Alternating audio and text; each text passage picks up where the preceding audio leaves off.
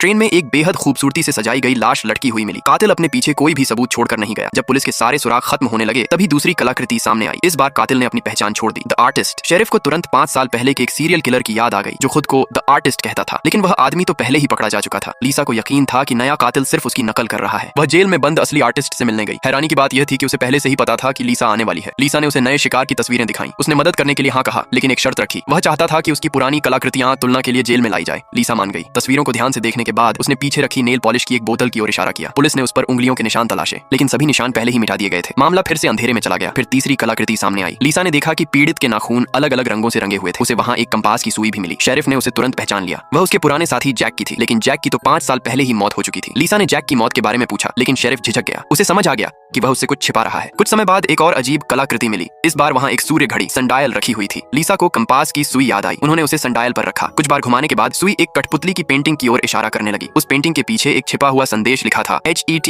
Halsey land चा, लेकिन कोई भी इसका मतलब समझ नहीं पाया। लीसा एक बार फिर आर्टिस्ट से मिलने गई। इस बार उसने एक नई शर्त रखी। अगर लीसा और जवाब चाहती थी तो उसे उसकी मूर्ति के मॉडल की तरह पोज देना होगा। लीसा ने उसकी शर्त मान ली। उसके बताए हुए निर्देशों का पालन करते हुए वे एक गुप्त जगह पर पहुंचे, लेकिन वहां का नजारा देखकर लीसा के होश उड़ गए। उस जगह की हर दीवार लीसा की तस्वीरों से ढकी हुई थी। आगे एपिसोड देखने के लिए कमेंट में यस लिखे।